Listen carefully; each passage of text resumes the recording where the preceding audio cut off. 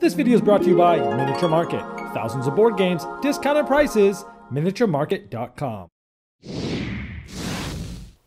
Viral is a 2 to 5 player game where you're trying to have the most of your viruses in a zone to control it for points at the end of the rounds.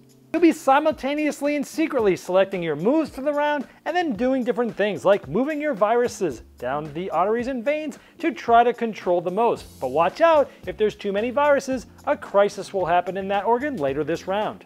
If you're able to have the majority and have one in each of the organs in the zone, you'll get a lot of points. But the doctors also learn about you and they get research.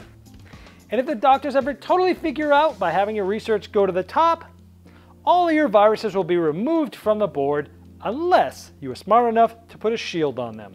Not only will you be moving viruses, but you'll be attacking other viruses. You'll be absorbing viruses into yourself and then being able to move you like a big clump of viruses. You'll be able to act like a magnet and bring some of your own viruses along for the ride. The virus who's smartest and reacting to others is going to be the one to win the game.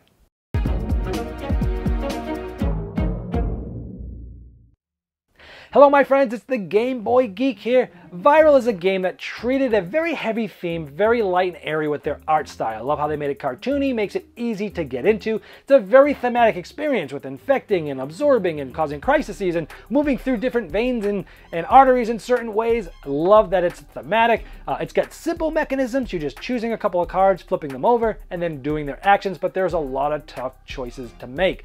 The scoring is very tight because of this great tiebreaker system where whoever's in the last will get the best tiebreaker, keeps things even, but then flips it on its head, gives a nod to the player in first place at the end of the game. So I love the tiebreaker system, which causes tight scoring, which is a tight game. And I love how the game is a programming game, and essentially, you're trying to program your cards. However, it is very aggressive, so it might be too aggressive for you, and it might be one of those games where your plans get demolished every round. If you don't like those two things, you're probably not going to like this game, but if you do, you probably will. This video was sponsored by Miniature Market's Review Corner. The Review Corner features podcasts, video, and written game reviews by gamers for gamers.